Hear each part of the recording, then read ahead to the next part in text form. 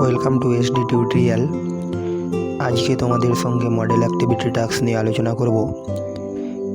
ENVS অর্থাৎ পরিবেশ ও বিজ্ঞান সপ্তম শ্রেণী 2021। এক দাগে প্রশ্ন রয়েছে, ঠিক উত্তরটি নির্বাচন করো। কোশ্চেন নাম্বার 1-1 অপ্রভ বস্তুটি হলো মোমবাতির শিখা, সূর্য, চাঁদ, জোনাকি। সঠিক উত্তর চাঁদ। কোশ্চেন নাম্বার 1-2 যেটি জীবাশ্ম জ্বালানি নয় সেটি হলো কয়লা, পেট্রোল, ডিজেল, গোবর গ্যাস। সঠিক উত্তর গোবর গ্যাস।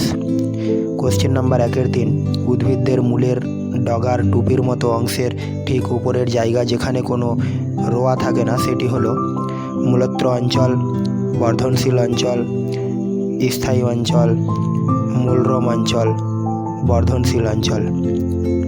সঠিক উত্তর বর্ধনশীল অঞ্চল। 2 দাগের কোশ্চেন, শূন্য স্থান পূরণ করো।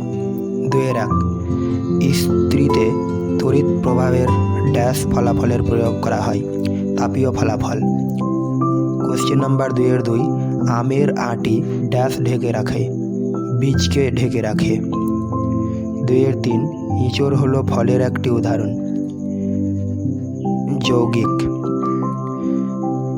কোশ্চেন নাম্বার 3 একটি বা দুটি বাক্যে উত্তর দাও। 3-1 পৃথিবী যে নিজেই একটা চুম্বক তার পক্ষে কি প্রমাণ রয়েছে? পৃথিবী যে নিজে একটা চুম্বক তার সপক্ষে অনেক প্রমাণ আছে। একটা দণ্ডকে বহুদিন ধরে পৃথিবীর উত্তর ও দক্ষিণ দিক বরাবর রেখে দিলে দেখা যায় ওই দণ্ডের মধ্যে ক্ষীণ চুম্বকত্ব সৃষ্টি হয়েছে। দণ্ডটার উত্তরমুখী প্রান্তে উত্তর মেরু আর দক্ষিণমুখী প্রান্তে দক্ষিণ মেরু সৃষ্টি হয়েছে। তাছাড়াও কোনো চুম্বককে অবাধে ঝুলে থাকতে দিলে তা উত্তর ও দক্ষিণ মুখ করে ঝুলতে থাকে। 3-2 কী কী উপায়ে উদ্ভিদে স্বপরাগযোগ ঘটতে পারে? উত্তর 1 বিভিন্ন কীটপতঙ্গ যেমন প্রজাপতি দ্বারা কোনো ফুলের পরাগরেণু ওই ফুলে বা একই গাছের অন্য ফলে স্থানান্তরিত হয়ে স্বপরাগযোগ ঘটাতে পারে। 2 বিভিন্ন প্রাণী যেমন বাদুড় পাখি দ্বারা কোনো ফুলের পরাগরেণু স্থানান্তরিত হয়ে স্বপরাগযোগ ঘটাতে পারে। 3 4টি বাক্যে উত্তর দাও। একটি চিহ্নিত চিত্রের সাহায্যে ঘন মাধ্যম থেকে লঘু মাধ্যমে প্রতিসরণের ক্ষেত্রে আলোক রশ্মির গতিপথ কেমন হবে তা দেখাও। চিত্র মাধ্যম 1 হলো ঘন মাধ্যম এবং মাধ্যম 2 লঘু মাধ্যম। এই চিত্রটি আলোর প্রতিসরণ। আলোর প্রতিসরণের চিত্রটি তোমরাকে এঁকে নিতে হবে উত্তরপত্রের। 2 প্রশ্ন, সাপ কিভাবে জেক্সবন্স অর্গানের সাহায্যে তার চারপাশের পরিবেশ সম্বন্ধে জানতে পারে? বিভিন্ন প্রাণীর দেহ থেকে নানান উদ্বায়ী যৌগের অণু বাতাসের মধ্যে ছড়িয়ে পড়ে।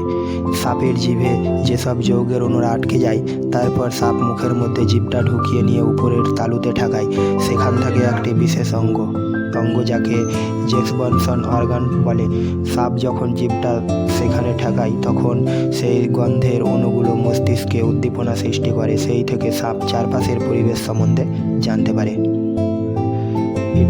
Subscribe now and press the bell icon. Never miss